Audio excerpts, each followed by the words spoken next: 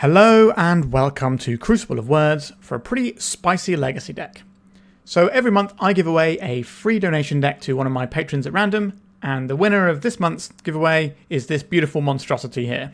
So we're primarily a Field of the Dead deck. This is how we're winning the game. It also explains why we have so many different card names and why we have to zoom out to see them all so much on this one. So the way a Field of the Dead works is when a land enters, which includes itself, if you have 7 or more different named lands, you get a 2/2 zombie. So at a certain point, every land drop we make will get us a zombie, a fetch land can get us 2 zombies, and it just kind of snowballs from there. So we have Exploration as a way to put more lands into play, Life from Loam as a way to draw more lands effectively because we're getting them back from our graveyards so we can keep recycling them. We've got Crop Rotation to find the specific lands we want. We've got a spicy one-off Primeval Titan which can go and pull out some lands and it's just a nice big beater on its own. An Urza to give us a little life buffer and just be this inevitable win condition alongside the other stuff we're doing. Got ourselves Winding Way, which can dig us and find us a few more lands, just give us some card advantage there alongside our Life from Loam. And then we have Treasure Hunt as well. So this is a spicy one that I enjoy quite a lot. So reveal cards from the top of our library until we reveal a non-land card and put all cards revealed this way into your hand. So this will get us however many lands we find along the way plus the card at the end. So this could draw us a whole bunch of cards. So I do like this one here. Sometimes it will draw us one card, but you know, we plan for the highs here, because we've got 38 lands, so it should be hitting us a decent chunk of cards. We've got ourselves Urza, Saga and Dark Depths as ways of winning the game as well. Just a whole bunch of different lands, trying to find them at the right time. A little bit of Once Upon a Time action to smooth out our opener. I'm not going to go over every single card in this list, but you get the gist. Sideboard-wise, we've got some removal in Source to Plowshares. We've got Mindbreak Trap for some of these Storm decks. Bit of Graveyard Hate and Fair Macabre. Force of Vigor. There's going to be some Blood Moons and things like that we might want to deal with. Although I'm worried about our green card count to support this, but we'll see how it goes. We've got some Endurance for a bit more Graveyard Hate and also just being a good body against tempo decks. Artifact Hate in the Collector Roof, and then a couple of Disruptor Flutes as sort of generic anti-combo pieces. We can name, you know, Beseech the Mirror, or we can name Doomsday, whatever we need in any particular matchup. So that's what we're going for here. We're going to be a pretty grindy deck, but once we get this up and running, the inevitability you get off of Field of the Dead is pretty disgusting, and we can make technically 6 copies of Field of the Dead in total if we start copying them with Thespian stage once you've already got enough lands in play. So many zombies coming our way. Alright, remember to like and subscribe. If you would like to see one of your decks on the channel, you can hit me up on my Patreon or you can message me on the Discord. Everything is in the description of this video. Let's get stuck in with this glorious beast. If you are looking to buy some Magic cards, not only does 3for1 Trading have a wonderful online store linked in the description of this video, but they will also have booths at upcoming events. MagicCon Atlanta from the 26th to 28th of September, Eternal Weekend Pittsburgh from the 9th to the 12th of October, and Spiel 25 in Essen from the 23rd to the 26th of October. Whether you're looking to sell off cards you don't need or add more to your collection, 3for1 Trading has got you covered. Yeah, this opener's fine. We've got a Life from the Loam engine. We'll keep this. I don't know what we're going to be putting a Pithing Needle on, but if our opponent gives us some information straight away, we're like, okay, let's just do that while we can. Now, there is an interesting choice here. So we can play this out, which exposes us to Wasteland, but if that happens, we're just going to crop rotate away anyway, so it's probably just fine to play this one. But if we get hit by, like, Wasteland, Force of Will, then we'll be in some trouble, because this is obviously our only green source, but we have a lot of lands in our deck, so I believe we can find some more lands. Seat of the Synod, Pinnacle Emissary. If you haven't seen this pop off before, this card is pretty savage. So every time they play an artifact this turn, they're going to get a 1/1 artifact creature. So it's quite feasible to play a turn 1 Kappa Cannoneer off the start, which is something that we won't be able to beat. Well, we might be able to beat it, but it's going to be hard. We've also got all these drone tokens to worry about. Tabernacle can clean these up quite nicely though, but that obviously costs us a little something. Alright, a Thought Monitor. I don't want to crop rotate this land away. Does mean our opponent's going to get to draw some more cards and maybe put something else into play. There's this Bauble, sure. Because we kind of want to crop rotate around the potential force effect, but we also want to crop rotate away a planes rather than our Yavimaya here. So they've assembled 2, 3, 4, 5, 6, 7 power on turn 1. And they're going to have 4 cards in hand, and we just have to see if we can Tabernacle and reduce some of this pain. So we will float here. We'll crop rotate away this Snowcold Plains. Alright, they don't have anything here. Tabernacle. Absolute beauty. And then we can tap this for green. And we can Winding Way. Then we can get a Life from the Loam that gets us back more things. So we want land here, not creature. Okay, we found some more lands. I would have liked this exploration, but... Okay, you made a lot of guys, now you have to pay for them. We're not going to have anything in our opponent's turn, so we can just F6 and let our opponent go for all their triggers. Thankfully, they didn't put the Kappa Cannoneer into play on turn 1, because they can just pay for that and then we'll be in trouble. We don't have an easy route to wastelanding our opponent every turn. We don't have an expedition map in our Urza Saga package, so we can't get that off of the Saga and then just try and wasteland people. I think that might be worth having in this list because we've got reduced numbers than you would have compared to a normal lands deck. Interesting, they kept a 1-1 instead of the 2-2. That suggests to me they're trying to do Emery things, because then they can just rebuy this every turn and let it die. Challenge the Void X equals 1, that's fine by me. Yeah, I really don't understand why they didn't keep the Thought Monitor around if they're not playing Emery this turn. Okay, so what do we want to do here? We can Life from the Loam for 1 land. That doesn't feel that exciting, does it? I think we're better off firing out this Once Upon a Time first, seeing what we hit. Oh, I like an Uro. So I want this Uro in hand. I think I actually do want the Uro in hand. We don't have blue mana though, which makes the Uro a little bit annoying. These cards go on the bottom of our library. I do want this Uro. I think the life gain on it's going to be pretty important. We can just assume we're going to find blue at some point, but is that necessarily true? We can get the Waterlogged Groves and we can start looping it with the Urza Saga as well. I think a little bit of life gain might help. I'm going to go for the Uro here because there's fewer Uros than there are mana sources on our deck. Let's play out this Maze of Ith, I think. Just save ourselves a point of damage every turn cycle. And then next turn, if we find a blue source, we can cast the Uro, put more lands in. And then we can just start doing our whole Life from the Loam, digging our way out plan. If we can get 7 different lands and start making a bunch of guys, we're going to make these creatures look pretty bad. Our opponent is not a deck that interferes with our lands either. A basic island, that's not a bad one to have against us, but we do have Ghost Quarter in our list that we might be able to find for this. A Thought Monitor. Okay. As long as it's not a Kappa Cannoneer. They could play a Kappa Cannoneer. No, they can't. They're one shy, right? 1, 2, 3, 4. No, they have enough. They tap us for blue and the rest can do the improvised cost. I think with a lot of these 8-cast decks, if I was to build them, I would put 4 Kappa Cannoneer in them because the amount of times where I'm playing against one of these decks and I'm just hoping they don't have the Kappa Cannoneer, it's a lot. It's like the one thing I'm most scared of. Right, let's save ourselves 1 point of damage. So we only go to 15. We have 6 for the rest of this turn. And then we see what land we draw. We might not draw a land, to be fair. An exploration would be no good underneath this chalice, but we do get to Uro and get more land drops into play. Give me a blue source. Come on, deck. Urza Saga, that is not a blue source. What does this find us? I don't mind working towards a Soul Guide Lantern. That can be a redraw. It can also get rid of this in case there's an Emery in our future. So I think I'm going to play out this Urza Saga. And then we're just going to start doing Life from the Loam things. We can pass, and then we can Maze of Ith this Thought Monitor. They are taking damage from their Ancient Tomb to pay for all their guys. So our life totals are kind of keeping in sync more than you would expect. Pinnacle Emissary, it's back again. Got any zeros to follow up with? They do indeed. This is more stuff they have to pay for underneath Tabernacle. But if we don't find a blue source soon, we could be in some trouble. We're going to bounce back the Thought Monitor with the Maze. And we can just take 3 this turn. It's going to ramp up a lot more though, because we're going to get hit by the Thought Monitor, because we're going to have to bounce back the Pinnacle Emissary next turn. So this could be 2, 3, 4, 5, 6. They're effectively paying for the Ancient Tomb. So they pay 2 life to deal us 2 damage. Effectively, they're paying for 2 drones. So we're not like a million miles away, health-wise. Oh, that wasn't the one they warped in before. So they got 2 in the warp zone. Good to know. I will obviously be dredging this Life from Loam. We're going to leave our graveyard popped out here. We've got 38 lands. We should be odds on to hit some. And maybe we can hit a blue source. We did hit a blue source. Okay. I think we're going to cast Life from Loam. Targeting the 1 land that we can. Get this one in. So we can play an Uro right now. That gives us another land drop. 1, 2, 3, 4, 5. But it costs us... So it gains us 3 life, but then it costs us 2. So actually, it does end up giving us more life immediately. But this does play into counter magic. I think we are going to go and play this Uro. So I think we draw a normal card with this Uro trigger. Does it matter which land it is? We just get a Trop, I think. So we're going to draw a normal card with this one. And then next time we can dredge Loam, because we might find a different land we want to put in, like the second Maze, for example. Drawn a Boseiju, not a bad one to have. 1, 2, 3, 4, 5, 6 But the problem is our Urza Saga is going to disappear. So we're not actually going to get it when we want it. Sure, but we can bring back the Euro next turn and we can start making zombies. Now the zombies don't really interact very nicely with our opponent's drones because these are flyers.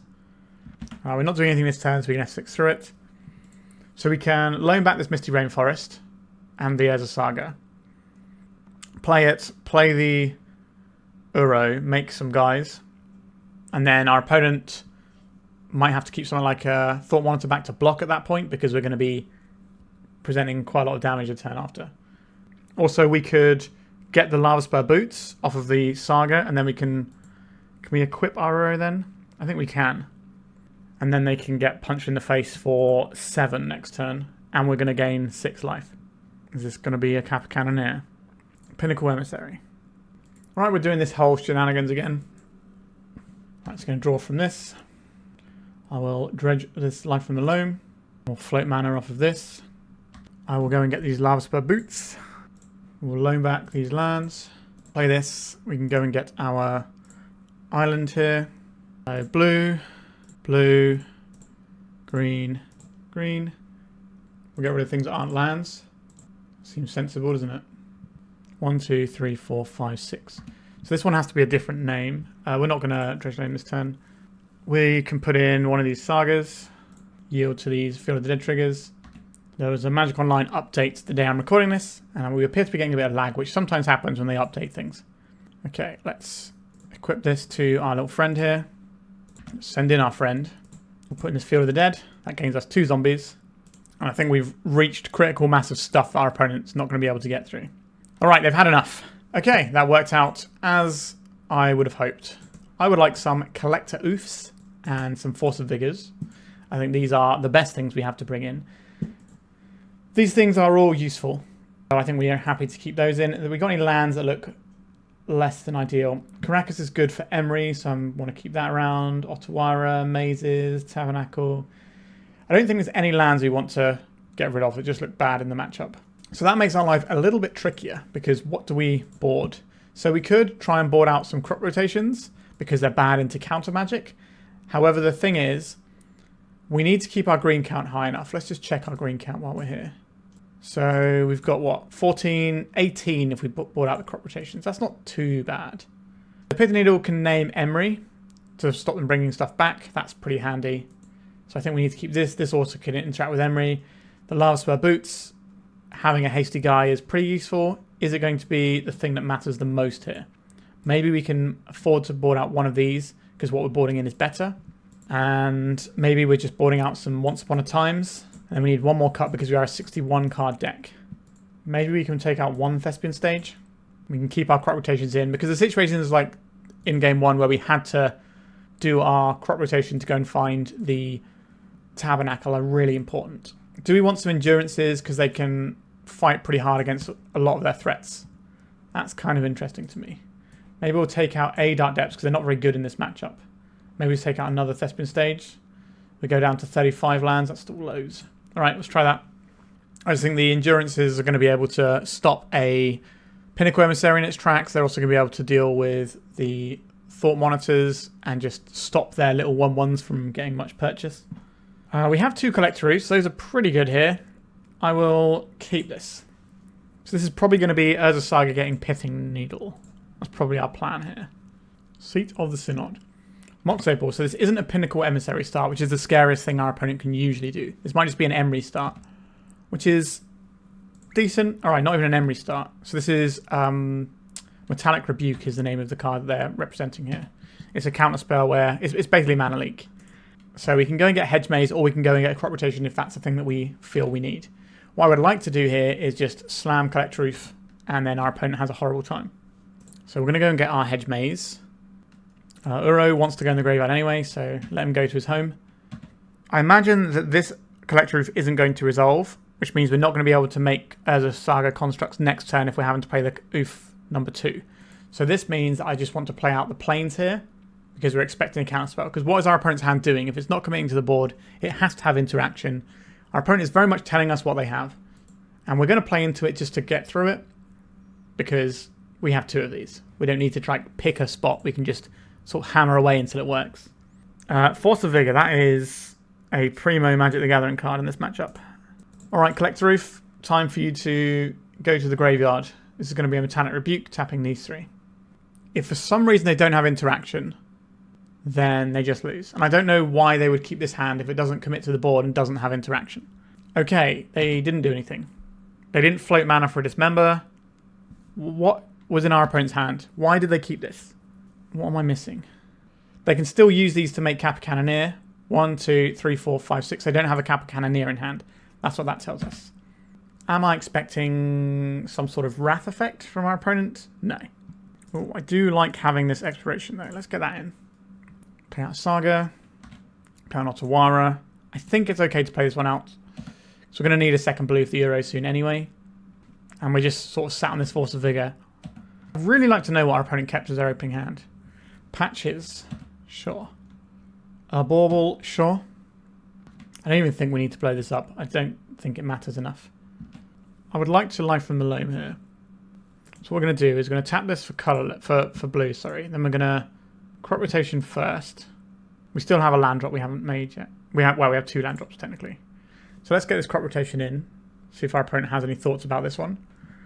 They did not. 1, 2, 3. We could just go and get Coloured Source for our guy, or we could just go and get a Wasteland and take our opponent off of their mana sources. That seems pretty good, doesn't it? Sure, we'll do that. And then we will Wasteland this. I'll play land for the turn. We will Life from the Loam back these 3 lands. And we still have another land drop if I remember rightly. So I think we just play this one out. Okay, they're using Fairy Macabre to pretty good use, I would say. But we had a pretty banger turn there. Like, our opponent doesn't really have resources, they've just got this patchwork, and if this ever becomes a problem, no it doesn't. Our opponent's joking with us saying that we should attack. I did think about it because we have a second one, but I don't think that's correct still. So we can go and get a Hedge Maze here at end step, or we can go and make a Construct. I think making the Construct works out pretty well for us. This is going to hurt our opponent way more than it's going to hurt us. But again, we don't really care about this patchwork. I think they need to be attacking here. They disagree. Okay, let's go and get a Tropical Island. Let's make a friend. Who's the Urza Saga deck now, opponent? We'll use our white sources. We don't really have much use for white mana. This can go and get us... Does it matter what it gets us here? Just trying to work out if we need to be caring about Emery or not. We don't have any Lavaspur Boots, so that doesn't really matter. Sure, we'll get the redraw. Take out the Fairy Macabre. We can go to attacks with a 3-3. Happy to make that trade. So this is what I don't understand. If you're not blocking with this, why didn't you attack with it? You know? What do we want to do here? We can play out a couple of lands. Let's play a Yavimaya. So this still doesn't have any activated abilities, so we're not helping them out. We could just play this other Collector Reef, or we just hold open this Otawara. I think we're just pretty comfortable. So we don't get to activate our Soul Guide Lantern, but if we lose our Collector Reef for any reason, we can redraw. Maybe it's better to get the Pithing Needle there. But what if we want to Pithing Needle something else? Like an Urza Saga. Okay. We should have wastelanded this with a trigger on the stack, to be honest. Alright, our opponent's saying GG's over there. I don't think they get to win this one. Yeah, we just kind of did our inevitability thing and ground through them. Felt pretty good. I don't know why they kept their opening hand, because they didn't do anything until turn 3, I think. And that's just too slow to not do anything. And they didn't even have interaction for our guy, so bit of a weird one. Let's go to round number 2. Okay, how does our opener play the game? We can cast an Uro on the front side. We've got some protection against some things here. It's not the most exciting nor impressive hand I've ever seen. But I think Uro papers over a lot of cracks. And if our opponent's a really fast combo deck, they're going to beat us because our deck is really bad against really fast combo decks. We shouldn't try and find a hand that, you know, tries to go super quick, just in case they are. I think we can just say, look, our hand is going to be pretty good against some like aggressive decks. We've got Maze of Ith and an Uro, so that's life gain, a big body later on, a way of curbing their damage. Maybe they're a matchup where the Ghost Quarter does work. We've got Pithing Needle, which sometimes does work too. Preordain. So if I remember rightly, I've played some of our opponents' decks on the channel before, and they're a bit of a lover of Delver's Secrets tempo style strategies. So we could just Ghost Quarter this and turn this into Possibly nothing, possibly a mountain. What happens if we do that? If they don't have another basic, they're in real trouble there. They put 2 cards on the bottom, so we also shuffle those bad cards in. Alright, I'm going to go for this Ghost Quarter. If our opponent's playing tempo, they probably just have 1 island in their deck. Yes, okay, we got Strip Mine on turn 1. Beautiful stuff. They were trying to play around Wasteland and played into our one-off. Yep, okay, so I'm getting the Delver of Secrets, Dragon's Rage Channeler vibes from our opponent. I am okay to grab this Flooded Strand, and I'm probably going to turn it into a Hedge Maze. We'll see what our opponent plays and if we need to play things differently. Like, we're going to have so many targets they want to Wasteland. Is going after our mana the correct choice? Because if they go after our mana, then the Maze of Ith gets to stick. And that could do some pretty scary damage to our opponent. We got a threat. We do have a threat. I don't know if I want to be naming Wasteland with my Pithing Needle, but it's certainly an option we could think about. Let's go and get our Hedge Maze, get that selection in. So generally speaking, lands decks beat up on these tempo decks a lot. However, we are a slightly different build of lands. I don't think we want that. Okay, I'm happy to have this Maze of Ith and buy us a bit more time. If something goes wrong, we've got an emergency crop rotation. I guess what we really don't want to see is like a Tamiyo Brainstorm, and then we've got this clock. Now, we might be able to beat Tamiyo drawing a bunch of their deck, because we do have a lot of inevitability. It's going to be Corey Steelcutter, I would assume. Oh no, just a Big Daddy Murktide. That's A-okay with me. They're not going to bother attacking, that makes sense. Okay, I really don't want our Maze of Ith to be wastelanded here. So I think we're going to do Pithing Needle on Wasteland. We're going to want to have access to green mana so we can crop rotate if something really bad happens for us.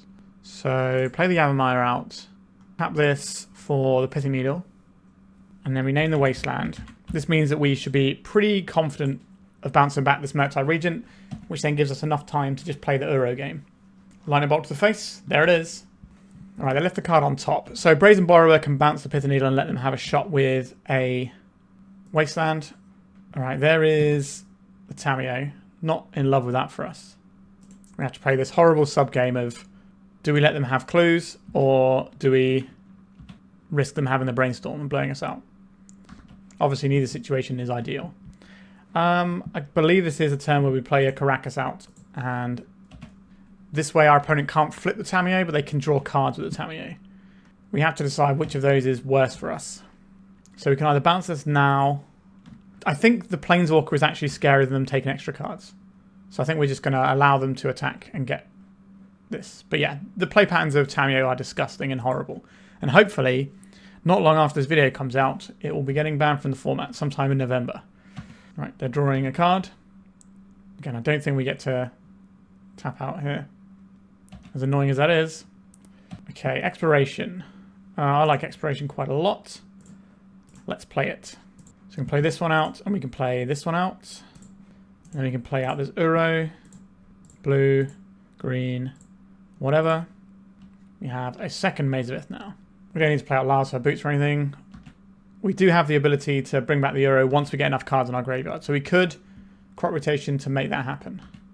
Now we have double Maze of Ith. I'm not worried about them bouncing our Pithing Needle and getting a Wasteland going. So let's bounce back this Murktide. Let's bounce back this Dragon's Rage Channeler. Once we can get our Uro up and running, we can deal with the Tamiyo. Right, so we're not going to bounce this until the flip trigger goes on the stack, because that's how we lose this game, I think. If they can just draw enough of their deck and have enough burn. A Ponder. So this will flip the Tamiyo. So we wait for the Tamiyo trigger to go on the stack, and then we bounce it. It's annoying that we're having to just let our opponent have Howling Mine over there. Get out of here, Tamiyo. There's a Wasteland that doesn't work. There's a Tamiyo again. Treasure Hunt. I don't really want to use this Treasure Hunt that way. I think we're going to 1, 2, 3, 4, 5. So we could get this Uro back. Blue, blue, green, green. We get the Uro back. I'm certainly into that as a thing here. Even if they counterspell this, we still get the Uro. 1, 2, 3, 4, 5. So getting Field of the Dead here is probably the correct thing to do. Just get our win condition online. So blue, blue, green, green. Obviously a pretty good force of will target if our opponent has one, and they do. No, they do have a force of will, they just decided that's not where their fight is. Can we find a land that we can immediately put in? No. That is annoying for us. Okay. But we have something that can pressure a Tamiyo if it flips. I think we still need to just keep bouncing it back though. Next turn we can try and do some treasure hunt goodness. Corrie Steel Cutter. Sure. The Uro can soak up whatever comes out of this Corrie Steel Cutter this turn. But we will take a little bit of damage from the Channeler. Because we can only block in one place. Right, as soon as we start finding some lands, I think this game ends. Right, double Maze of Ith and Feel the Dead running is a lot. Unholy Heat. So this is going to kill our guy. Would I rather have this in hand or in my graveyard? Interesting. I think we just have it in the graveyard because we already have the extra Uro that we can follow up with. Okay, we're still on 20 life though against our opponent's aggressive deck. That's not a bad place for us to be. Let's say no to Murktide Regent. We unfortunately take 6 this turn, which is the most we've taken in any turn so far. But if we can draw some lands, then I think we can win this game. I would love to resolve a Primeval Titan, but we know our opponent has a Force of Will. So we're going to play this Treasure Hunt. Our opponent's probably going to interact with this. And then we play the other Treasure Hunt. And then we make a bunch of guys. And then we sit on 2 Maze of Iths. Okay, they're cracking the clue first. So they have more information. So they have a better idea which card they're supposed to pitch to their Force. They showed us a Force earlier. Well, they didn't show us the Force. They revealed it by paying 1 life and then choosing not to do that. Right, so what about second Treasure Hunt? Do you have second Force of Will? They do have second Force of Will. Interesting. This is going to give them a token. So we're going to take a little bit more damage than I would like next turn. But they're kind of out of resources.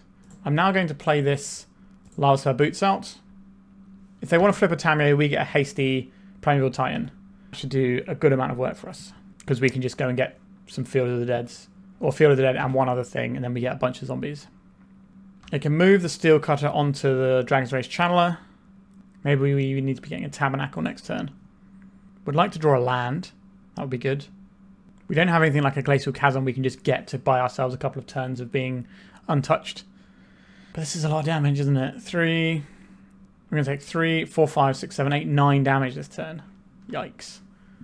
Bit rude opponent. I wonder if they attack and then crack the Tamiyo clue. Alright, they're going to move this across, so we're going to... If they move it across, then this is just the one that gets mazed, so it forces through like 1 more damage, I think. So we untap this Murktide, we untap this Dragon's Rage Channeler, so we take 4, 5, 6, 7. Right, draw a land. That will be step 1 on our road to success here. We did draw a land, and it's a pretty good land at that. So we play out this Misty Rainforest. We can afford to crack this Misty Rainforest. 1, 2, 3, 4, 5, 6. If we go and get Tabernacle and Bojuka Bog...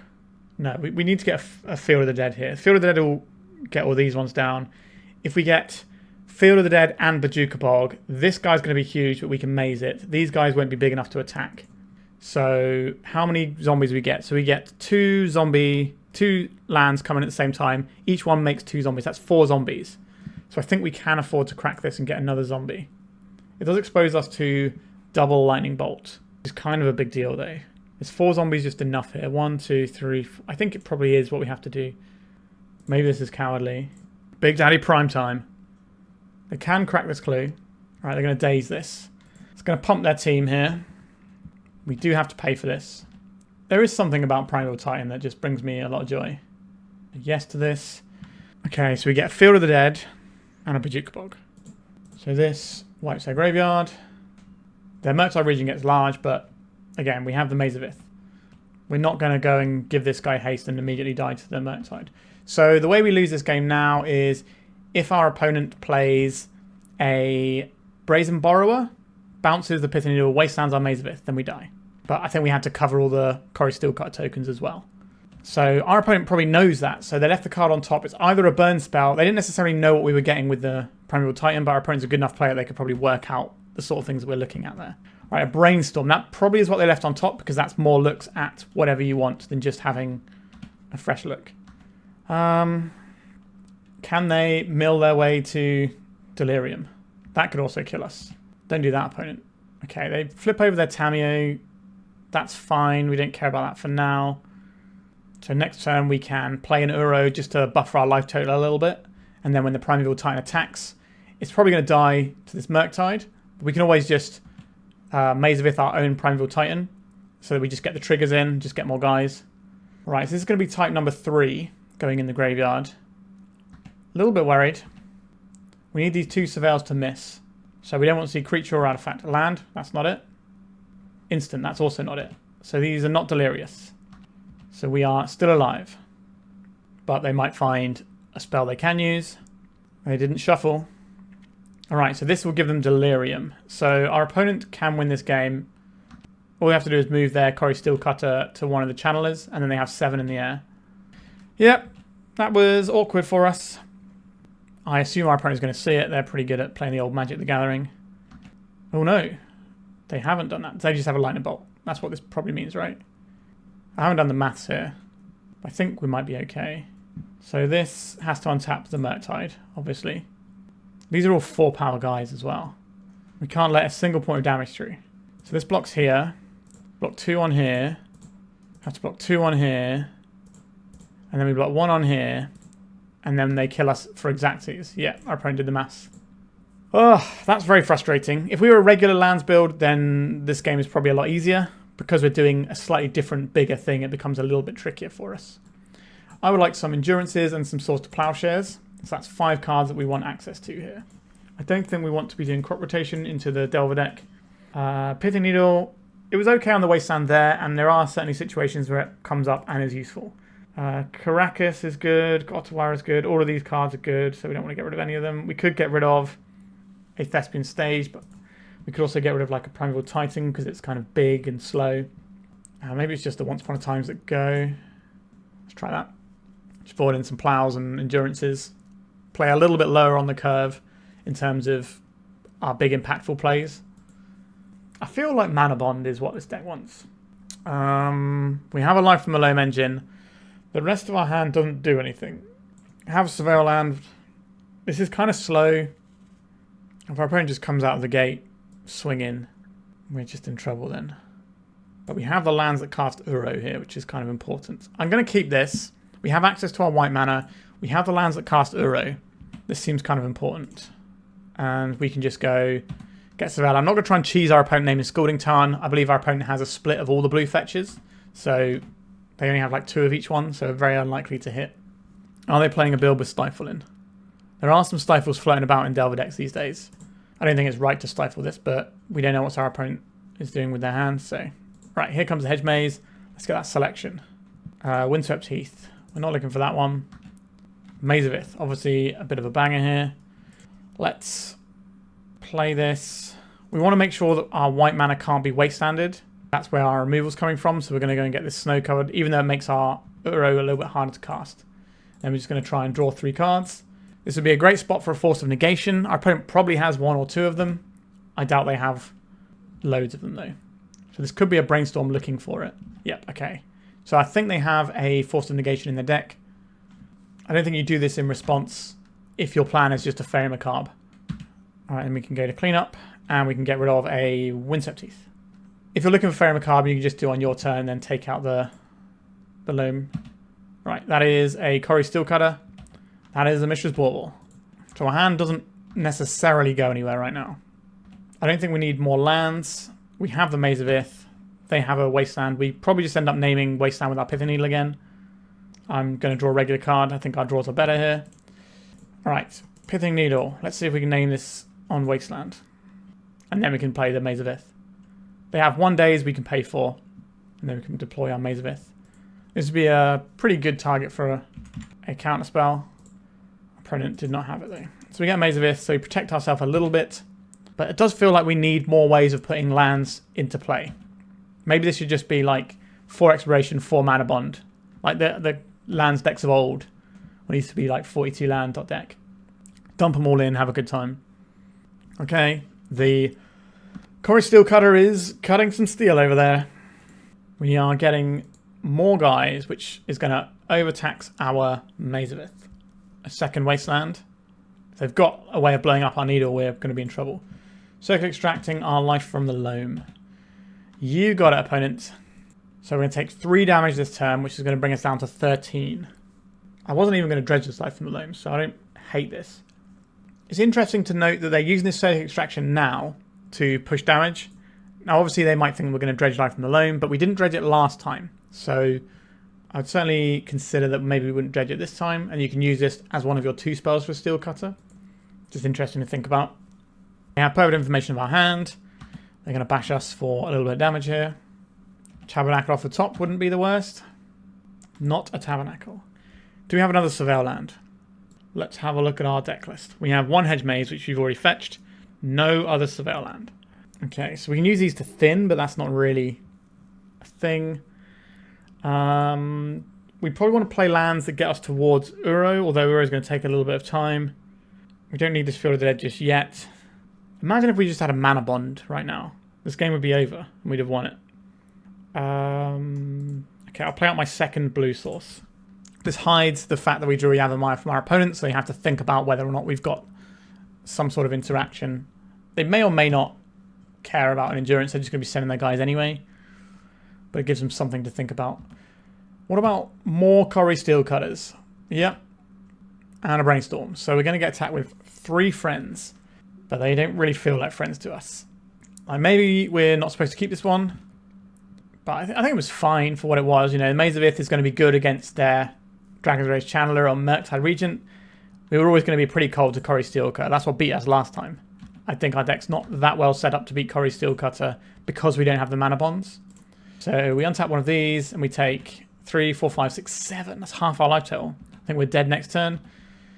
Unless we can draw a mana bond that isn't in our deck. Primeval Titan. Can't cast that. We just die. Yep, I think there's a fundamental thing that we need to address with our deck, and that is the lack of mana bond. So lands decks, generally speaking, beat up on Delver decks most of the time. We are playing something a little bit different from the regular lands build, and it's made our matchup here worse. And this is supposed to be one of the bread and butter matchups of a lands deck. I think there are definitely ways that we could improve the list we're on here. But we're only 2 rounds in, we've got more games to play, so let's see how we fare. This hand is okay. This digs us into a spell, which is kind of a big deal. It's going to be a bit slow against some of the creature decks. But Uro kind of does a lot of work. Alright, I'm going to keep this on. We've got the ability to Surveil land as well. Urza's Tower, Voltaic Key. Okay. Our opponent is one of those Mystic Forgers. So this is a good time to have a Wasteland in my opener. Once upon a time, let's cast this and see what we find. Field of the Dead, Savannah, Sejiri Steppe. None of these particularly useful. If we take the Savannah, then we still need a blue mana source. We've already got green. So the Savannah doesn't help us there. If we draw into an exploration, I think the Field of the Dead is probably where we want to be. So we just have to fire off this Wasteland straight up and say no to that one. Over to you, opponent.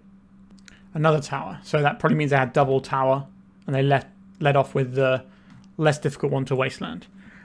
Okay, so we could have got the Dark Depths and maybe tried to race towards that. Didn't work out for us. So be it. And there's a Saga. Okay. That was not the 4 mana immediately that I was expecting, but they might have a Grim Monolith. They play it, they tap it, they Voltaic Key. Or they do nothing. Interesting. Let's go and get Hedge Maze. Would love to have some kind of banger here. A Yavimaya. I can go into the graveyard for later. Exploration. Please, off the top. No, it is a useful card though, and I will play this one out. That's all our Wastelands. I think we take out the Urza Saga here. If they're not making 4 mana on turn 2, they're probably just trying to ride this Saga, and we can try and deal with that. And then I imagine this Boseiju was going to be just a straight up sinkhole when we fire it off, so we can do that next turn. Planar Nexus. All right, 4 mana. Glaring Fleshraker. Is the game over? Could be. They could just Mystic Forge and then just play off the top of their deck until we die. They did not do that though. Awfully gracious of you. So this is the second blue for Uro when the time comes. I think we just go blow up this Planar Nexus. I don't think they're going to have anything to fetch with this, so this should hopefully just be a sinkhole. It was. Good. It's important to note that they have to have a basic land type. The basic land types are mountain, forest, island, swamp, plains. So you can't get a waste off of it, but you can get a waste off of a Ghost Quarter. So it's a bit weird how it all works out. We also now have enough stuff that we can hopefully just get our Uro doing Uro things. So this is our blue. We can have that next turn. Our opponent could Kozilek's command this out of our graveyard, which would not be the ideal for us. Field of the Dead. Okay, I will put a... Is there any point in having a Karakas in play? I don't think there is. Field of the Dead in play. But if we want more mana... Like, we definitely want this in play next turn anyway, so we're going to play this now. Because there are situations where we want to cast certain spells that we might not be able to cast if we put the wrong land in there. Whereas this is a land that's always going to be coming into play soon. Now, we could try and get the tap land out of the way. That's certainly interesting. But if we need to cast spells, we have 2 untapped lands anyway. So next turn, they're going to go and get Soul Guide Lantern or something that kills us off the Urza Saga. Those are pretty much the 2 options. So we need to get our little Uro up and running. Right, we're going to take some damage here. I really don't want to draw my island here. Oh no, we have a Trop, don't we? Let's get Trop. Alright, let's do the Uro thing. Get rid of things that aren't lands first. Then we can get rid of 1... No, we're not going to get rid of any wastelands, actually. No, we have to get rid of 1, don't we? Sure, so we've got a wasteland and Boseiju. That is a perfectly fine thing to be doing with our Life from the Loam if we can find it. Oh, big fan of this exploration that we seem to have found. Now, we can't put it into play, unfortunately. 1, 2, 3, 4, 5. This will be our land up for the turn, I guess. So they try and exile our Uro, we can bounce it back to our hand, so at least we've got something that can dig us. If they're going to make an Urza Saga construct, we can always block the Urza Saga construct and bounce our Uro if their construct's going to be big enough to kill our guy. At present, it's not going to be, but that can obviously change on a dime, as the Americans say. So we're going to make a lot of zombies next turn. So if our opponent's just on this like Urza Saga beatdown plan, that's good. Okay, they're making mana off their Saga. That's terrible news for us. It means they have something worth playing. So we could be looking at something along the lines of a One Ring, which will probably win them the game in a couple of turns when they just untap and then they get to draw like 7+ cards off of it. We're not winning if they have that many cards in their sort of combo deck. Mishra's Research Desk.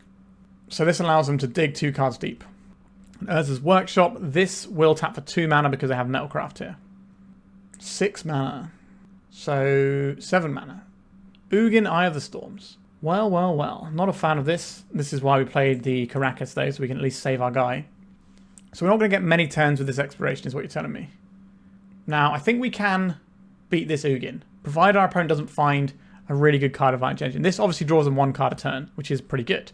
But when they find like the One Ring or Mystic Forge, then this can just machine gun down our zombies faster than we can make them, I would imagine. 1, 2, 3, 4, 5, 6. So we play out one of our lands. That gets us a zombie. Then we play out this exploration. We play out another Field of the Dead. That gets us more zombies. We play out an Uro. Then we get this landed. And then I think we just let this go. And then we go for... I think it's Treasure Hunt. It's more likely to hit a Pithing Needle than anything else. Life from the Loam is okay here. Would I like to crop rotate? I can crop rotate into triple guys, right? 1, 2, 3, 4, 5, 6, 7, 8. Yeah, so I can crop rotate into 3 lots of zombies. That seems quite strong. Let's hope they can't cast enough spells to kill all of our zombies. We do have a 3rd field, I believe. Let's just check. Yeah, 3 fields. And then next turn we can Life from the Loam, blow some stuff up. Alright, they've got a lot of mana. We hope they don't have any good cards. The One Ring. It's a pretty good card. We're going to take out our exploration. Yeah, that's unfortunate. Okay, the One Ring can deal with that, I guess. We can still attack the Ugin, which is kind of the main problem right now. But this is going to become the problem. Right, they're gaining 3 life and drawing a card. Their life total is not the most relevant thing. We're either going to have so much stuff that they can't win, or they're just going to combo off and beat us. 2 cards enter the exile zone. Khan, the Great Creator. Well, that guy can hopefully go away forever. I hate that guy. Yikes. Goodbye, zombie token. So what are you fetching? 4 cards in hand. They got Paradox Engine. That probably beats us. 1, 2, 3, 4. They don't have the mana for a Paradox Engine this turn. Tormod's Crypt. Sure, you got it. We lose another zombie. You're going to fire it off immediately or you're going to wait? How many guys do we have? So if we get another Field of the Dead, that's going to give us 3 guys. So that's 6 guys attacking. 1, 2, 3, 4, 5, 6. So one of them gets through. Is that it? Just one? No, we go and get a fetch land here. So we get double the number of zombies. Yep, okay, so we get to take the 5 here. So we get 6 zombies. 6, 7, 8. So 1, 2, 3, 4, 5. So 3 get through. That's only 6. If we don't block here, we get 8 damage through. When does this pop? It's ready to pop now. Okay, I guess we just have to take this. Ugh, that feels bad. Not sure good options are a thing we have a lot of here. Alright, they're just crypting us now. Don't hate that for us. And it's just gone, and we can kind of move on. Let's rotate away this Caracas. We go and get ourselves a fetch land. What do we have to actually fetch? We might as well check while we're here. We have a Savannah and a snow-covered plains. So, doesn't really matter which one we get, does it? Okay, we get Windswept Heath. Crack this. Go and get the Savannah. Exploration is fine here. So let's go for... Wait, no, we're supposed to get the Field of the Dead. We don't get the Field of the Dead and the other one, though, do we? Okay, we Winding Way first. I don't think we name creature here, even though a Primeval Titan would be nice. I think we just go land. We found some lands. 1, 2, 3, 4, 5, 6, 7, 8. So this can copy a Field of the Dead right now. This gets us an exploration. We have a plains in our deck, so we can get more zombies if we get that back. Importantly, we can get zombies at instant speed by doing that. So play this one out. We also get to play out another one here. I guess we play out the Waterlogged Grove. We can turn that into more cards. This could possibly be a crop rotation. So 7 times 2 is 14. So that's not enough. So this needs to come at Ugin, Ugin. 1, 2, 3, 4, 5. 1, 2, 3, 4, 5. And then I guess the other two have to... We all have to go in at Ugin and hope that the Khan doesn't beat us.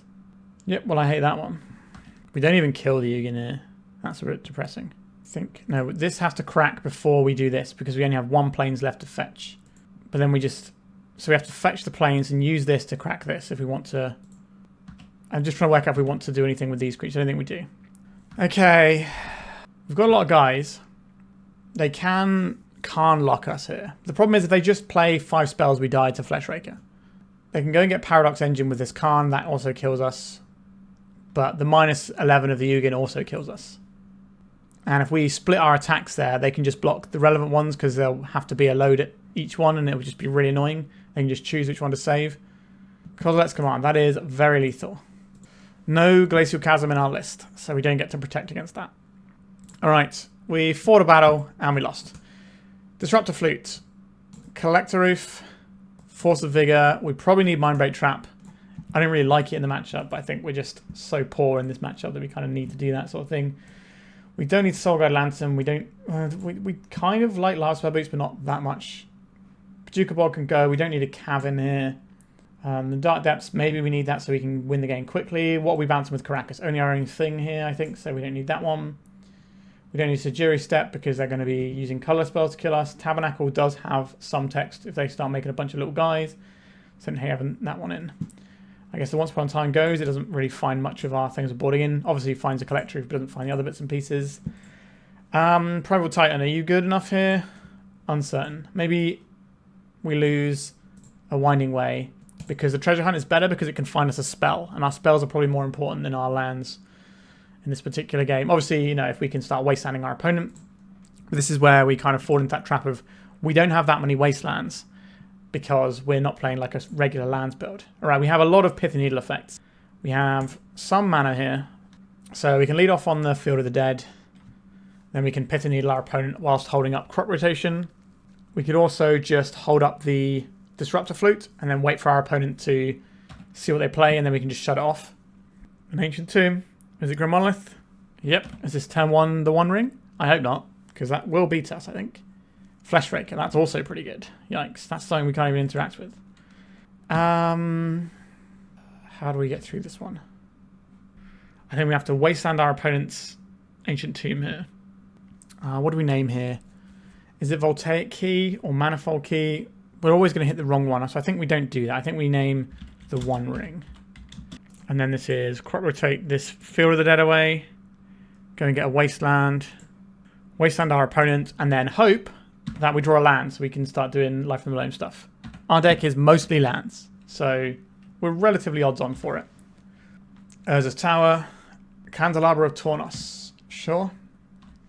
This Mystic Forge deck just has so many angles. Like, they've got the Karn, the Tezzeret, and the Ugin. So Null Rod doesn't beat them, as well as the Fleshraker. They've got the...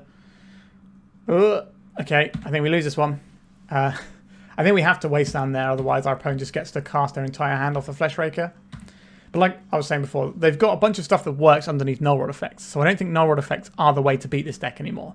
I do like Void Mirror against them because all their stuff is colourless. They have 4 Planar Nexus as their only colour sources. I guess they have 4 Lotus Petals, but once you have the Void Mirror down, then it doesn't work anymore. So I think a lot of people should be looking at Void Mirror instead. Okay, we just got a little one here. Just doing some digging. There's his workshop. Not quite live yet for the Metalcraft ability. But we are not in the game, so this is an issue for us. Land, okay. Found land. If we found this a turn earlier, it would have been better, but here we are. So next turn we can Wasteland and Disruptor Flute. Maybe that helps us out. There is an Urza Saga. We probably have to kill that. Oh, we're going to see a Karn here. It's a Karn, yep. So that's pretty bad for us. What do they get? Mystic Forge, or are they on a different line here? They might have boarded out a key which they can grab. Tormod's Crypt. Sure, that's fine. If you want to Tormod's Crypt me and take away his life from the Loam, that's annoying, but I can live with it. The problem we have right now is we're just dying to Fleshraker from them just playing the game. Yep, goodbye. Our graveyard. We take 2. We're already at 10 life. Need something good here, deck. Wouldn't mind an Exploration. Can like get us our cards out of our hand. And then we can work towards doing treasure hunt stuff as well. Okay, I don't hate drawing on the Wasteland. So this, I guess, takes out the Saga. And then we Disruptor Flute on the Karn. And then we die to the Fleshraker, I suppose. If they can find another artifact to switch on their Metalcraft, then the Candelabra can start doing some actual work. Alright, another Urza Saga. We do have another Wasteland, so there is that. If we can draw a blue source, we can play the Uro and the Wasteland. 3 mana, 4 mana. It's the One Ring. Now this is shut off, but this does give them Metalcraft and gives them more damage because they're just playing a colourless spell. Okay. An Urza Saga of our very own. Not the most useful right now. We have to Wasteland this because this represents threats. It also represents the Grim Monolith untapping soon, which we can't abide. What do we do with this? Do we have to name it as a Saga? Do we wait till they play something that we need to stop? Mystic Forge, I guess we could make too expensive to cast. 1, 2, 3, 4, 5. I'm pretty close to just being able to play the Mystic Forge anyway. If they play a Tezzeret, we can play this in response and stop the Tezzeret from minusing. I think we need a blue source. So I'm going to use this Candelabra to untap this workshop. Yep. So they're basically just a land away from being able to Mystic Forge through a Disruptor Flute anyway. If they've got like a big Kozilek's Command and we die, I don't think it's worth trying to Disruptor Flute the Kozilek's Command. They're untapping their Grim Monolith. Okay, I guess we're going to put this on Ugin Eye of the Storms if they need that much mana for stuff. Dark Depths doesn't really help us out here. I guess we are on the Urza Saga plan here. We needed really a blue source so we could play this Uro. Our deck is trying to do quite a lot of different things. Like I've seen Phil over at Thraben U playing like a Field of the Dead deck that is basically just mono green. Maybe with like a tiny splash here and there. So we take 1 from this. We take 2 from this. That puts us to 2. They have a lot of mana. If they cast 2 spells, we die. Making the guy unblockable. They can do that next turn as well. So we need to find a Maze of Ith as well. Come on, deck. I guess we could just cast a Uro. Nope, we are dead. Our opponent will just give their guy unblockable. They've already shown they want to do that. Alright, 3 rounds down, 2 to go. Okay, let's see how we get on with Exploration plus Treasure Hunt. That sounds like the sort of fun that we've been wanting to do this whole league. Let's see if it works. Ocelot Pride. We can Wasteland them this turn cycle as well. I think we're just going to go and get a basic forest here. We definitely don't want to get wasted off of green.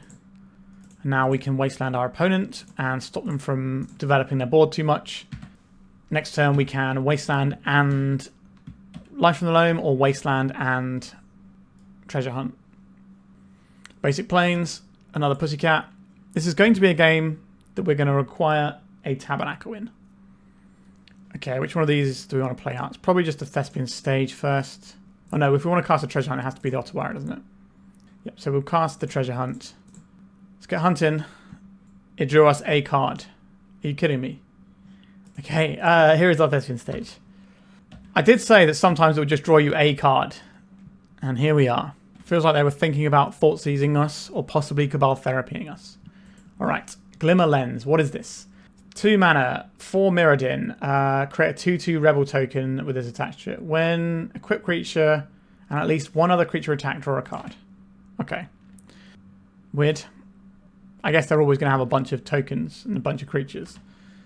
So I can see why they'd play this. This is the turn we need to draw crop rotation or Tabernacle, please. Or spin the wheel on another treasure hunt. But we only have 3 crop rotations. Oh, this makes a token, doesn't it? So they get an additional token. Yeah, starting to make a lot of sense there. Winding Way. This is probably the deepest we can dig. So, I guess we leave blue open. Land. We did not hit the Tabernacle. Alright. Surveil. I don't know if we get to survive this turn. Ghost Core's not the one. Let's just play this. Field of the Dead. 1, 2, 3, 4, 5, 6, 7, 8, 9, 10, 11, 12. So we go to 2 this turn. And then they can just pay for guys even if we find what we're looking for. But maybe we can Tabernacle and put something else down. Ajani. This is a problem because if we do play Tabernacle, they let their cats die, this flips, and then it kills us. Also, they have Lazotep Quarry, so that kills us as well. Yep, because they can sack a guy, flip the Ajani. Yikes. I think that's a yikes. I guess some Swords to Plowshares probably help here. Do you want Endurance just because it's bigger than their creatures? Maybe. Treasure Hunt, you did not really work out very well for us here. You do dig us into a spell. We don't need Saga Lantern, we don't need Bojuka Bog. Let's get those out. Caracas does some stuff here. Sejiri Steppe can sometimes do some stuff. We like the crop rotations. Lavaspur Boots getting a hasty Uro for extra life can be pretty clutch. We need 3 more cuts. Part of me is saying maybe those 3 cuts should be the treasure hunt. Also, they're harder to cast because they're blue. So I think we'll board them out. Okay. I'm interested. The crop rotation means that we have access to Tabernacle. So if they just go for like one guy, we can kill it with an Endurance. If they try and go wide, then they're going to have trouble with the Tabernacle. Do I want an Uro here? Is that better than more land? I think the life gain off the Uro is kind of a big deal. I think we can't afford to have our green source wastelanded. So if we're going to Tabernacle, we probably want to do it off of like a Hedge Maze or something. We will Hedge Maze, almost certainly just putting it to the graveyard to try and feed our Uro. If we can get up to Uro, then we can probably win the game with it alongside a Tabernacle, which we effectively have in hand. If our opponent tries to hand disrupt us, we have a choice of whether or not we fire off the crop rotation. A Guide of Souls. Let's go and get our Hedge Maze. Life from Loam. You belong in the graveyard anyway. I'm not going to dredge this turn, I don't think. Snow-covered plains. Not really the one I was after. Okay. So we can turn our Hedge Maze into a Tabernacle if we want to. If our opponent tries to wasteland us, for example, in this turn cycle, we can get a little bit of extra value that way. If they play a wasteland and don't do anything, it becomes awkward because we know they can just wasteland our Tabernacle. But we can obviously just get it back. Alright, they didn't play a wasteland. Hopefully they just play like 2 1-drops. Looks like they're doing it post-combat. Alright, they're not doing anything there. Okay. I think I'm just going to draw a regular card again. Alright, I'm down for casting an Uro. We are setting ourselves up to get blown out by like a Tormod's Crypt style effect, but I'm more expecting like a Fairy Macabre, which can also still blow us out, but you know, you got to do what you got to do sometimes. I'm not going to dredge. I could dredge Life from the Loam now, actually, so that they can't get both of them.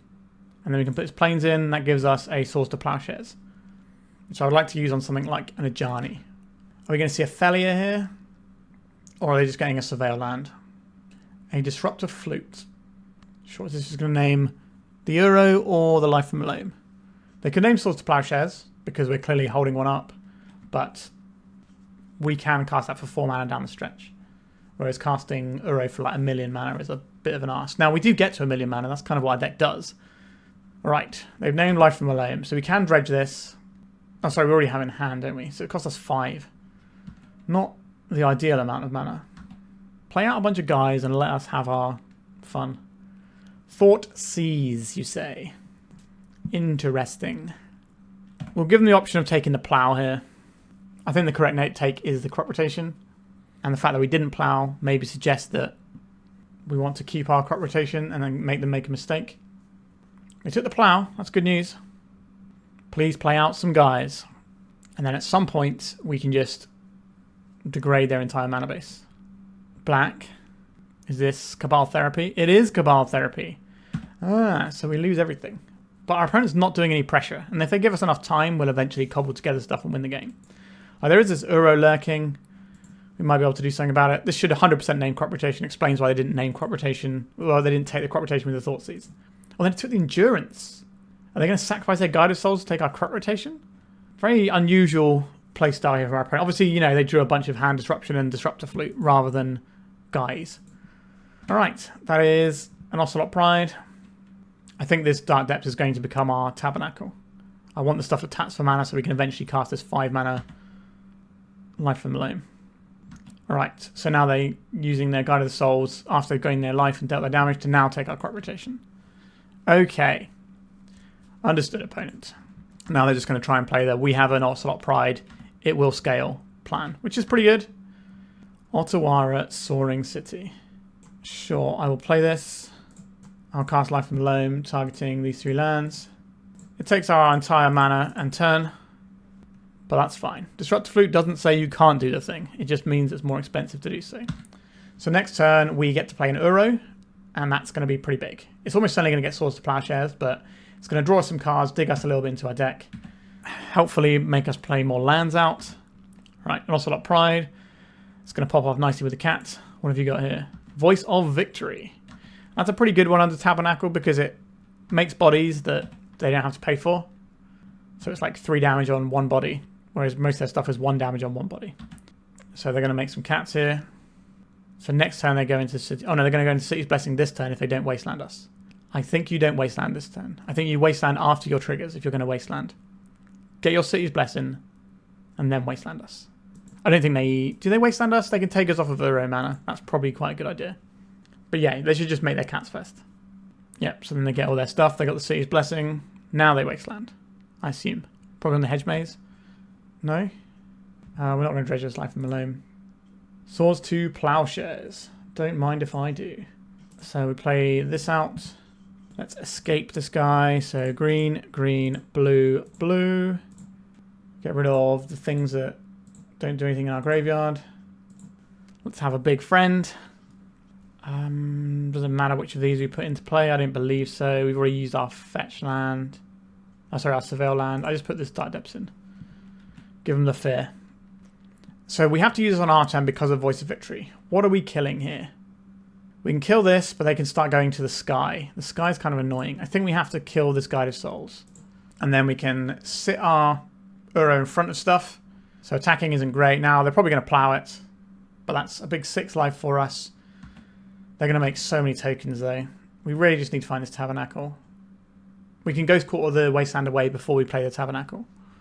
Which is why we're not just going to fire this Ghost Quarter off willy-nilly. It needs to do a quite specific job. Now if they play another Wasteland, then that's going to be hard. Stony Silence. Not a thing that bothers me. We're not running Mox Diamonds. Ooh, no attack. Beautiful stuff. Alright, deck. Hook me up. So we're looking for Tabernacle. This is 3 looks at Tabernacle. So it's correct to dredge this. We didn't find the Tabernacle. We did find the Thespian stage though. This cost us a lot of mana, doesn't it? 1, 2, 3, 4, 5. We're going to wasteland our Dark Depths. Sure. I guess we attack first with the Uro. And we can deploy a white source here. Play this land. We have to do our spells now because of the Voice of Victory. Get the Savannah. We will plow. We can plow this and then maze this. That's pretty good. Because this just does more damage on its own. Alright, maybe living a little bit fast and loose if they just play like another Ocelot Pride or whatever. But we have got a pretty strong game plan here, because we can make a Marilage next turn. And our opponent is drawing off the top. So they're not going to make any additional cats this turn unless they find a wasteland. No cats for you. So we take 3, which is what Uro heals us back every turn anyway. It does feel nice to be doing some Uro gaming. Okay, I would like Dark Depths, Maze of Ith, Forest. 1, 2, 3, 4, 5. Then I will attack with my Uro. Oh, I clicked through putting an extra land in. Whoops. That's kind of a big deal. Okay, so you can play just a Maze of Ith here, I guess. Do I need to play... I don't really want to shut Wastelands down because we can do some pretty gross things if we draw our own Wastelands. Alright. And if they go Disruptor Flute on Maze of Ith, we can then just Boseiju it, and that's fine too. Glimmer Lens. Sure. So they can move this over to one of their guys and get a card if they want. Doesn't look like they want that though. Let's just bounce back this cat, and we'll bounce back another cat just to keep our life total high. That's all we need to do. No cards in our opponent's hand. Do we need to dredge this? I don't think we do. A Caracas. Not the most important one. Let's attack with Euro. Put Thespian stage in. Right, they're in chump block. No? They thought about it. Yep, okay. Looks like they're in chump block mode. That's fine. So then we can play this Dark Depths. And then I guess we just pass. We have a 20/20. And if they play a Wasteland, we beat that because we have the Ghost Quarter up. So we can just Ghost Quarter the land first and then make our 20/20. First Marilage kill of the day. Excellent. Alright. We did the things we had to do. So let's see if we can do that again. We even managed to do it without the Tabernacle, which is pretty cool. We have access to Tabernacle. We also have a way of trying to go wide. We don't really have ways of playing more lands out, which is a little bit sketchy. But I think we keep this one and we rely on the power of this crop rotation. Hopefully our opponent doesn't have... Okay, so we're going to lose the crop rotation. But we can hopefully dig to stuff here. We'd love to find an Exploration. Our deck wants mana bonds so badly. It's unreal. We need to just smash 4 mana bonds in this deck. Alright, goodbye crop rotation. That was the reason we kept you as a hand, so that's fun. Oh, baby. Alright, we found the thing we wanted, which is always nice. Forest. Exploration. What a top deck. I'm going to play this Field of the Dead tapped and get that tap land out of the way. Our plan is to probably Winding Way next turn. See if we can dig ourselves up something good. Now we are exposed a little bit. If they've got like a Cabal Therapy, they can take the Winding Way and then we're just going to be living off the top. So hopefully they don't do that. Because this should dig us towards Loams and Uros as well and put them in the graveyard. I think this should be Mulch instead of Winding Way. I guess sometimes you might need to hit the creature. This is technically better than Mulch because you can name creature. It's just the hassle having to click through it on Magic Online and choose land, I suppose. Also, Mulch has got better art. Alright, so we're going to lose the Winding Way. So we are in that situation I didn't want to be in. We just need to draw some more lands, I guess. But we're going to run out of land drops after the next turn. So we're going to actually have to find a way of putting some stuff into play. If our opponent isn't deploying anything, then it doesn't really matter. Okay, this is our Hedge Maze. This can play this little Lavaspur Boots. And then we'll play out this Ghost Quarter and keep this little Thespian stage a secret. Alright. So our opponent's gone for a disrupt our hand and then make our guys sort of plan. And I don't think that's the way you want to approach this matchup. I think you just want to play the guys and just say, you know, there's pressure coming at you and then I'm going to interact with you on a clutch turn before you can stabilize. Because generally speaking, when you're playing a pressure deck, it's better to get the pressure down and then start disrupting. That's like what Delver does when it wins, is it plays like a 1-drop and then rise that to victory. If it's just doing its disruption without clocking you, it's just not something you care about really. Alright, Hedge Maze, what do you got for me? Once Upon a Time, that digs. I'll take that. See if we can find an Uro. What are they doing with their mana over there? How are you going to respond to Once Upon a Time? You got Funeral Charm, you can maybe discard this Thespian stage. Could have done that already. Like, it's a plan, isn't it? Let's get this Dark Depths out. Alright. I don't think I want to just try and combo into all this open mana. When they're not playing anything to the board, they must have some interaction for us. Right, we're only 1 land away from being able to get Field of the Dead tokens. I don't think we need to just gamble the entire house on trying to kill them with a hasty Dark Depths when they have white mana open. Disruptor Flute. Sure. They're going to name Thespian Stage. We could turn the Thespian Stage into something else.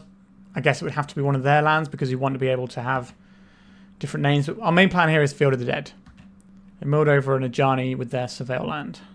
Do they not want threats? This is also a very good threat with Cabal Therapy. So very unusual. They must have one in hand. White Orchid Phantom. Okay, they're going to take out our Field of the Dead, presumably. Yeah, not a lover of that for us, but it does let us get this white source. And if we've hit a life from the Loam, then our opponent's just dead. We could also manually remove counters from this Dark Depths. Okay, Yavimaya. We'll play you out. Don't want to see a Felia here. We haven't seen one yet, so they might not be running it. But if they are, that can do a little number on us. Alright, I didn't have it. Thankfully. No attacks. What? That's very weird to me. Like, what are we supposed to do? Everything is face up here. We did miss removing an ice counter last time. I don't think that's going to matter, but you never know. Swords to Plowshares. Right. I'm happy to have that one. I'm glad we found the white source earlier. It's the failure. I think we're just going to go to our opponent's upkeep and then shoot this. I do not want you blowing up all of my lands. Now, arguably, we could blow this up instead. And that can also strand other failures, but failures going to give them loads of other bits and pieces with the cards in their deck, right? It's going to blink their Ajanis or their little thing that makes a 2/2 token, the 4 mirrored thing. Why aren't you attacking the opponent? I'm so confused. Thespian Stage doesn't work. I can't make a 20/20. They're just really scared of us blowing up their Disruptor Flip and making a hasty guy. I guess that must be what it is. Have they got a second failure? Don't do it to my opponent. They do not have a second failure. Okay. Ocelot Pride. Are we attacking now? Or are we still scared of me drawing Boseiju? Still scared of me drawing Boseiju. Understood. Alright, popped a couple more counters off the Dark Depths. In 2 turns we can make it and then kill our opponent, I guess. 1, 2, 3, 4, 5, 6, 7. So it's still not enough to do anything with this. But that's fine. They're going to start making Ocelot Pride tokens. And they're also going to be gaining life. We deal 21 damage. So we do get to pop off next turn. And our opponent has to have the removal spell because we can give our creature pro white and attack through their blocker. If they attack with the White Orchid Phantom, it tells us they drew a Swords to Plowshares. If they don't attack with the White Orchid Phantom, we can use that information. Oh, okay, they have removal.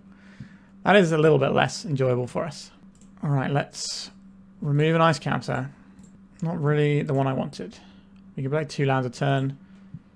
Alright, let's remove an ice counter. Let's remove an ice counter. We get 20/20. Let's equip it. And we just win the match. Why did they not... I'm so confused by this White Orchid Phantom. They weren't attacking with it for a bunch of turns. And then they decided, oh, we are going to attack with it. And then they just died. I'm so confused by that when it was all face up on the board. We did have a Sejiri Steppe as well. So we would have been able to get through it. But they didn't know that. That's so strange. All right, we are 2-2. So positive record on the line. Let's see if we can grab it in the final round. Okay. We can not get killed by turn 1 graveyard combos. That's nice. And then we can just winding way into Life from the Loam, Treasure Hunt. This all is fine. But imagine if we had 4 mana bonds in our deck as well. That would be lovely. Alright, opponent's mulligan to 5, so maybe they are a graveyard combo deck. But they might be like an Echo Vion style combo deck. Usually when people go quite low on their mulligans, it makes me think that they're looking for specific pieces, which tends to be more of a combo play pattern. So I would rather have... which of these would I rather have wastelanded? If we get the Tropical Island wastelanded, we can still use the Yavimaya plus any lands in our deck to get the Life from the Loam going. However, if we get our Yavimaya wasted, we could draw like a Tabernacle, which means we don't get to do that. So I think it's correct to play out the Tropical Island.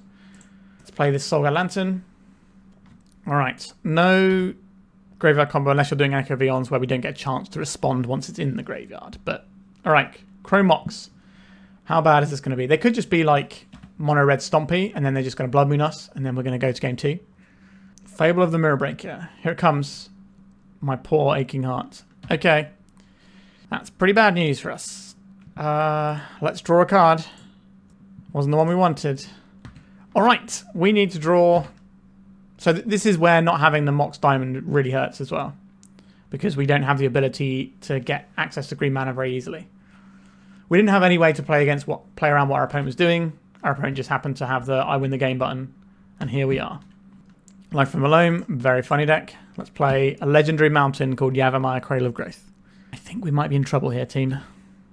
Now, things get better for us post-board because we actually get answers to the turn 1 Blood Moon instead of just being 100% dead to it. We do have 2 Boseijus in the list, but we need to find our forest. Exactly our forest. Let's just have a look at our list. Yeah. Oh, so we have 2 forests. We have 2 forests, and then we need to find one of our 2 Boseijus to get out of this. We could also use those 2 forests to just play something like a Primeval Titan. We only have 1 island, so we're not going to be able to cast an Uro in this situation. Okay, so we're stuck under the Maze of the Moon. Do we play out a little bit longer? Our only win condition at this point is making the Primeval Titan. I think we can just go to the next game. This is going to be the most fun thing for you lovely people to watch, even though there's a minimal chance we can scrape our way out of this one. I don't really want to bother. So, I think we need some plows, and I think we need some Force of Vigors. Do we want access to, like, this sort of, the endurances, because they can block some of their guys, and maybe that gets us out. And it's also a thing that we can cast underneath the Blood Moon if we have the right, maybe. So we don't need Bojuka Bog. I don't think we want Sejiri Steppe here either. Ghost Court's fine. Hedge Maze fine. Caracas. I don't think we need the Caracas here. Tabernacle sometimes does stuff. I think that's okay to have in. We don't need the Soul Guide Lantern. Pithing Needle stops Broadside Bombardiers. I'm a fan of that. Boarding these in, then the Once Upon a Time doesn't look so good, but this can help us hit our basic or our fetch land on turn 1, so I do want to keep these in. Maze of Ith is fine as well if our opponent isn't Blood Mooning us. But if they are Blood Mooning us, then we're very dead. Maybe we do want these guys. Is there any more lands that we don't need here? Like Cavern of Souls doesn't seem the best here. Is going to 34 lands too few? I don't believe so. I don't think we really want to go much lower though. Okay, so now we need to find a couple more cuts. The treasure hunts are the hardest ones for us to cast, but they do hit us into a spell. But we're not really looking for spells, we're looking for lands. We're underneath Blood Moon, so it's the treasure hunts that go. Okay, we've got a plan. It's keep a fetch land. That's probably step 1, or a Force of Vigor. Or a basic. Yeah, I'll take that one. I'll keep this. And I guess what we're doing here is turn 1 we play the Waterlogged Grove. If our opponent Blood Moons, we can crop rotate this into a Dark Depths, or we can crop rotate it into a forest. There's a Chrome Mox. What's coming out of it? Simian Spirit Guide. Have you got another Simian Spirit Guide? They've got another Chrome Mox. So they're basically going all in on whatever this opening gambit is. Is it a Blood Moon? It is a Blood Moon. So I'm going to pay green. I'm going to crop rotate this. Oh no, what am I doing? No, we're just going to get the forest here, right? We were supposed to do this differently, weren't we? Alright, we'll just get a forest. So this protects us against Thundering Eruption a little bit. Alright, let's Winding Way. So the other option was where we float the mana and then we turn it into a... If we float the mana and turn it into the Dark Depths, then if we can blow this up with a Boseiju, then we're fine. So we just need to find our blue source, our 1-off blue source. Now we do have a lot of dig here. And we do have the lands that allow us to cast a Primeval Titan when we get there. So if our opponent isn't applying pressure, and they're just relying on this Blood Moon, that will give us a few turns of wiggle room. I think we actually... The next Winding Way names creature so that we can hit things we can cast that actually impact the board. Maybe that first one should have been that as well. Alright. Because we can find a Life from the Loam at some point as well. So have a win condition. So there is a clock for us to respect. Tabernacle Pendrell Vale is probably not the one here, is it? I guess we play... Thespian Stage is fine. I don't think it matters which one we play, really, does it? And then we will Winding Way. Name creature this time. We found an Uro. Not the most useful, but we did find a Life from the Loam. I'll certainly take the Life from the Loam. This can work our way towards Boseiju. So we'll leave our graveyard popped out. We have a strategy here. I think we lose to Disruptive Flute on Boseiju if our opponent has that. I guess that just means we're trying to draw into Primeval Titan at that point. Primeval Titan will probably be able to beat a lot of what our opponent's doing. It will get us out of our lands, which means we'll be able to cast things like the front side of Uros as well as Swords to Plowshares. We've got some endurances. Like, we're okay. Like, we're not completely out of the game yet. It just feels terrible. If they'd have waited a turn on this, they could have got the second chapter of the Saga burning, and then they could Blood Moon and make guys every turn. Alright, Pyrogoyf. That is 5 damages. That's a lot of DMGs right there.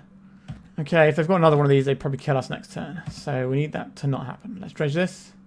There is an Uro. There is a Primeval Titan. So that was one of our solutions. It's gone. So that's pretty bad news. We need to put this into our graveyard, so I guess we'll get these back. At least this is going to be a mercifully short game. So I guess we play Fear of the Dead here. No, that doesn't make sense, does it? We want to have blue sources. This can fetch us an island if we can blow this up. We're going to clean up and we'll get rid of whatever here. Sure, Warlove Grove, you can go. So this turn our opponent hits us for 8. And if they have a Pyrogoyf, then we're very dead. Our plan is to dredge into the Boseiju this, and then still die? That feels bad, doesn't it? Do we have to try and draw... Like, Otawara bouncing this Pyrogoyf does not feel like a good use of our resources. Yeah, not really sure what the plan is here. If we naturally draw the island, we can Uro to gain 3 life, put in another land, then we can... No, we have to dredge the island. Okay, I think we've got a line here. We dredge the island, we play the island, we Uro, we put in the Dark Depths, then we blow up the Blood Moon. And then we have 3 more life, we get to block 1 guy, we're dead to this as well, though. I don't think we have a way of winning this game. I guess we dredge Loam. I don't think it matters here. No, we are very, very dead. Alright, sometimes you're going to get Blood Mooned. So we finished with a 2-3 record, which isn't great, especially the fact that we lost to a Delver matchup, which is where we should be looking to win matchups, really. So let's talk about the deck. So I mentioned it at several points in the league. We want Mana Bond in this deck. Just so many times we just like, if we can just get these lands out of our hand, we win the game. And we just didn't get to do that, and we die with a bunch of lands in hand when we could have just been doing Field of the Dead stuff super early. If you look at Thraben Yu channel and you search for like Lumbra Wish lands, he plays a lot of decks that are more Tabernacles than this as well, which I like. And then it has a bunch of Field of the Dead as the win condition. And it runs a Mana Bond so that you can more reliably just get your Field of the Dead up and running, which I think is what this deck wants to do. I don't believe this deck needs to be playing white. I think you can cut the white mana and run more Tabernacles. Because if we're trying to remove creatures, Tabernacle is going to be doing that anyway. Now, obviously, the Sword of Plowshares can remove Magus of the Moon. But Dismember exists. We can just play Dismember in the sideboard if that's the creature we're trying to remove. So I think that would be something I consider doing here. The Treasure Hunt wasn't that impressive. Uro was. Uro was pretty good. I think if I was to play this again, I would probably be shaving a bunch of the white things. I would be removing the Treasure Hunts. I'd probably just trying to get some like more Urza Saga stuff going on. Just a little bit more of that. I don't know if we need Primeval Titan. Now, obviously, I like Primeval Titan. I was very glad when this was the deck that came out of the hat because I just have a big affinity for playing this big, dirtly Primeval Titan man. But whether or not this is the right thing to be doing, I don't know. I feel we should just be mana bonding. And I guess where the mana bonds go is actually the Treasure Hunt slot, isn't it? So we lose Treasure Hunts. We probably want more Loams as well. So we probably want to go up to 4 Loams, 4 mana bond, 4 exploration as like the core starting point of the deck. Which means you probably get rid of 3 Treasure Hunts, 1 Primeval Titan, maybe the Once Upon a Times go, because these don't actually find the thing we want. If you want another type of effect like this, I think the Malevolent Rumble is really good because it can find you your Exploration or Mana Bond, whereas like Winding Way can't do that. So yeah, I'd probably make quite a lot of tweaks to this deck, and we probably end up trying to ask ourselves, are we playing Uro? Now, I think we probably end up saying yes, because we have to have different named lands, right? If we have to have different named lands, we may as well have a few blue lands in there. Like, we want a Surveil land anyway, so why not make our Surveil land blue? And then we just need, like, having Otawara is a nice thing to have access to. So we may as well have another blue source in there, and then we can just cast the Uro. And Uro is a really good card that does, again, the whole putting more lands into play thing, which is really crucial for how our deck likes to perform. So that's kind of what I'm thinking. Maybe we're not even a crop rotation deck. If we get rid of crop rotations, this is 3, 4, 5, 6, 7, 8, 9 slots we open up here. So that's 4 mana bond, 1 life from Loam. That's 5 slots. So then you could just run 4 Malevolent Rumble and then tweak the mana base. And then I think you're looking at something a little bit better there. Do we need Winding Way? It's fine.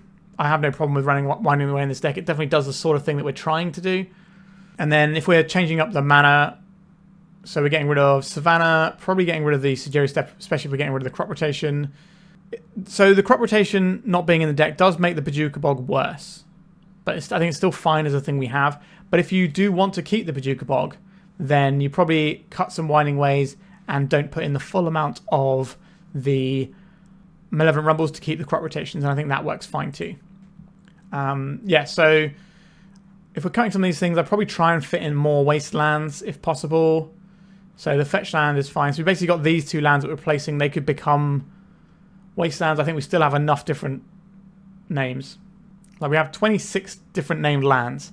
I think if we go down to 24, it's not going to break the bank. We could also trim a Thespian stage to get us another Urza Saga. I don't think we're trying to do big Dark Depth stuff, but having a couple of each is there. And obviously Thespian stage becomes Field of the Dead. Now I understand the white, we're also playing Karakas already, so leaning into white isn't the hardest thing in the world. The Cavern of Souls probably goes as well. It does give us uncountable Uro sometimes.